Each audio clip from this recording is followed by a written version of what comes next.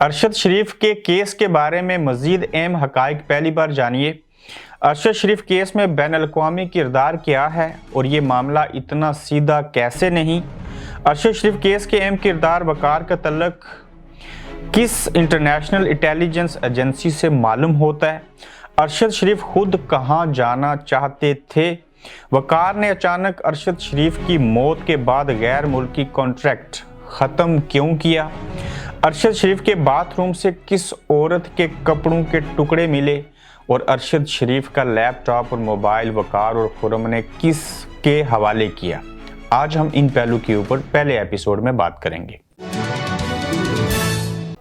अस्सलाम वालेकुम, आप देख रहे हैं गोरखधंधा अबरार कुरैशी। आपसे महातब हूँ। 592 सफ़ात के ऊपर मुश्तमिल हमने फैक्ट फाइंडिंग टीम की तहकीकाती टीम जो थी उसकी रिपोर्ट को पढ़ा, अंग्रेज़ी में लिखी थी, उसको उर्दू के अंदर तसल्ली बख्श जायज़ा लिया, जिसके बाद मैं आज पहला एपिसोड करने लगा हूँ और इसके ऊपर हम रोज़ाना की बुनियाद के ऊपर करेंगे। और ये पढ़ने के बाद मुझे ये अंदाज़ा हुआ कि 592 सफ़ात के अंदर जिस तरह से फैक्ट फाइंडिंग टीम ने तहकीकात की हैं, हम मायूस थे, गुनाह करते थे और अब समझ आए कि पाकिस्तान के अंदर सारे लोग ही नाहाइल और नकारा और किसी के चुंगल में नहीं है, बल्कि ये 592 सफ़ात के ऊपर मुश्तमिल जो फैक्ट फाइंडिंग टीम ने तहकीकात की हैं, इस रिपोर्ट से ये साबित शुदा बात है कि अरशद शरीफ को किसने मारा। और आज हम पहले एपिसोड में चंद नुकात के ऊपर बात करेंगे। चूँकि 592 सफ़ात की तशरीह करके सारा आपके सामने रखना मुमकिन नहीं, लेकिन इसके जो सियाक व सबाक हैं वो सारी चीज़ें आपके सामने रखेंगे।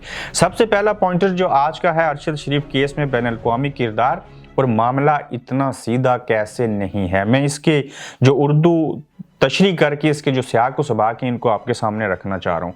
अरशद शरीफ केस के अहम किरदार वकार का तल्लुक किसी इंटरनेशनल इंटेलिजेंस एजेंसी से मालूम होता है। वकार ने अरशद शरीफ का फ़ोन और आईपैड पुलिस के बजाय एक इंटेलिजेंस अफीसर के हवाले कर दिया था और फ़ोन और आईपैड अभी तक गायब हैं। वकार का कौमी और बैन अल-अक़वामी एजेंसियों से तल्लुक इस मामले में बैन अल-अक़वामी किरदारों के इम्कान की गुंजाइश फराहम करता है। ये अल्फाज ये वो नुक्ते हैं जो फैक्ट फाइंडिंग टीम ने अपनी रिपोर्ट के अंदर लिखे। और इससे कबल थोड़ा सा माजी में ले जाता हूँ। शूटिंग रेंज हमने आपको बताया था गोरखधंधा के प्लेटफॉर्म को, ये भी बताया था कि शूटिंग रेंज के अंदर जो निशाना लगाने की तरबियत गाह जो है, जहाँ से लोग तरबियत हासिल करते हैं, उसमें ना सिर्फ कीनिया की मकामी पुलिस है बल्कि वहाँ की जो इंटेलिजेंस है वो भी वहाँ पे निशाना लगाने के लिए तरबियत लेने के लिए आते हैं, जिसका नाम है शूटिंग रेंज और जिसके मालिक हैं वकार, उसके डायरेक्टर हैं। और इसकी तमाम हमने स्क्रीन शॉट और पूरी इंफॉर्मेशन वेबसाइट से उठा के आपके हवाले की थी। तो इस वजह से हम कह सकते हैं कि जो आईपैड और सारी चीज़ें थी वो सबसे पहले फ़ोन करके उन्होंने वहाँ की मकामी इंटेलिजेंस को दी।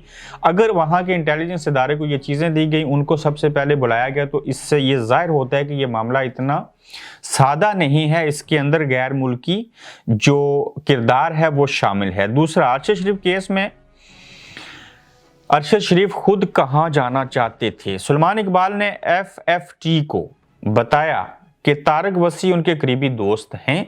चूँकि वो कराची किंग्स के CEO हैं, तारक वसी दुबई में होते हैं, और उन्होंने बताया वो वकार को पहले नहीं जानते थे। सुलेमान के कज़न महबूब ने तारक वसी के साथ मिलकर, सुलेमान के कज़न यानी कि जो सुलेमान इकबाल हैं उनके कज़न महबूब ने तारक वसी के साथ मिलकर वकार के साथ इंतजामात कराए थे। सुलेमान इकबाल ने मज़ीद बताया कि महबूब ने उन्हें बताया कि अरशद ने फैसला कर लिया है कीनिया जाने के लिए। सुलेमान इकबाल ने दोहराया कि कीनिया जाना अरशद का अपना फैसला था। होटल में सलीम अब्दुल्ला की आमद के बाद अरशद शरीफ बहुत खौफसदा थे। सलीम अब्दुल्ला कौन है, ये जानने वाली बात है। सलीम अब्दुल्ला जिन्होंने खुद को सरकारी ओहदेदार जाहिर किया, उनसे मुलाकात के बाद अरशद शरीफ ने होटल छोड़ने को तरजीह दी। जो रात के 12 बजे अरशद शरीफ को 2 मरतबा दुबई होटल में मिले थे और जिसके बाद अरशद शरीफ ने दुबई को छोड़ने का फैसला किया और कुछ वक्त के लिए सुलेमान इकबाल के लिए दुबई वाले घर में भी अरशद शरीफ शिफ्ट हो गए थे। अब आगे आते हैं जी कि वकार ने अचानक अरशद शरीफ की मौत के बाद गैर मुल्की कॉन्ट्रैक्ट ख़त्म क्यों किया। इस वाक़े का गैर मुल्कियों से क्या तल्लुक था जो कॉन्ट्रैक्ट ख़त्म हुआ। वकार ने फैक्ट फाइंडिंग कमेटी को बताया कि इमोडेम्प एक कंपनी थी, एक फायरिंग रेंज और ट्रेनिंग की सहूलत है, फार्म और उनमें इंस्ट्रक्टर्स के लिए झोंपड़ियाँ, रिहायशी कमरे और मैसिंग की सहूलियात भी हैं। ये सहूलत वकार ने अमेरिकी हुकूमत के नीम फौजी दस्तों को तरबियत फराहम करने के लिए किराए पर दी है। ये अहम नुकता है। तरबियत कुछ खास ग्रुपों के लिए होती है। ये तरबियत अमेरिकी इंस्ट्रक्टर्स के जरिए दी जाती है। अब देखिए कि उसकी जो शूटिंग रेंज है, एमओडेम जो कंपनी है, जो फिर उसका फार्म हाउस है, वहाँ पे ये जो तरबियत दी जाती है इसमें अमेरिकी जो हैं वो भी शामिल हैं। वकार ने दावा किया कि अमेरिकियों ने उससे कॉन्ट्रैक्ट इस वाक़े की रोशनी में मनसूख कर दिया था जब अरशद शरीफ के कत्ल का मामला हुआ, जिससे उन्हें तकरीबन $4.5 लाख का नुकसान हुआ। ये पूछा गया कि तरबियत हासिल करने वालों में कौन थे, तो वकार ने यह बताने से साफ इनकार कर दिया और फैक्ट फाइंडिंग टीम को बताया कि ये अमेरिकियों से मायदे के खिलाफ है। अब देखिए, मायदा हुआ $4.5 लाख हैं उसके अंदर, लेकिन वो अमेरिका का नाम लेते हैं, अमेरिकियों का लफ्ज इस्तेमाल करते हैं, मगर उसके अंदर स्पेसिफिकली इफराद के नाम और जिस कंपनी से कॉन्ट्रैक्ट था उनका नाम नहीं बता रहे। इससे भी लग ये रहा है कि इस मामले के अंदर कॉन्ट्रैक्ट का मिलना, फिर उनके हवाले वो जगह करनी जहां पे अरशद शरीफ जाते थे, और फिर इस इंसिडेंट के बाद कॉन्ट्रैक्ट का खत्म हो जाना, इट्स मीन्स कि उन्होंने अपने हिस्से का काम कर लिया था। अब ये बड़ी अजीब, मैं आपके सामने 5वां नुक्ता रखने लगा हूं। इसको मैं अजीब किसी वजह से कहता हूं। अरशद शरीफ के बाथरूम से किस औरत के कपड़ों के टुकड़े मिले? पूरी फैक्ट फाइंडिंग जो टीम थी उसमें जितने भी अहम सियाक उस बाग आगे आएंगे पाकिस्तानी इंटेलिजेंस के हवाले से भी, लेकिन बाथरूम से किसी औरत के कपड़ों के टुकड़े मिले। अब ये आपके सामने पहले मैं पढ़ता हूं और फिर इसके ऊपर मैं इसकी मजीद वजाहत पेश करता हूं। पेंट हाउस के मायने के दौरान जहां ठहरे थे उसको पेंट हाउस कहते हैं, फ्लैट, जहां अरशद शरीफ रिहायश पजीर थे। फैक्ट फाइंडिंग टीम के साथ एक हैरत अंगेज वाकया हुआ।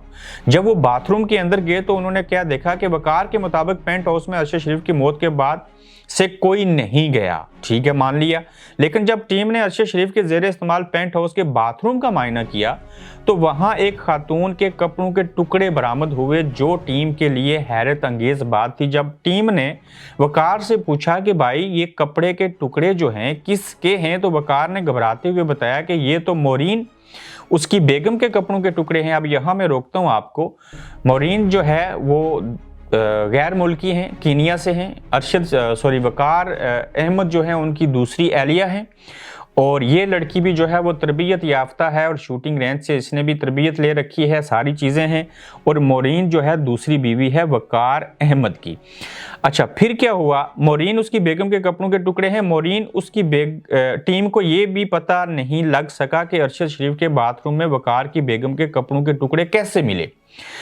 वकार बेगम के लिबास के टुकड़े अरशद शरीफ के बाथरूम से बरामद होने का माकूल जवाब नहीं दे सके। जब फैक्ट फाइंडिंग टीम ने यह पूछा, टुकड़े तो मिले, वो भी बाथरूम से मिले, जिस पेंट हाउस के अंदर बाथरूम था, तो वकार के लिए हैरत की बात यह थी, और उसके बावजूद उसने माना कि ये मेरी बीवी के कपड़ों के टुकड़े हैं।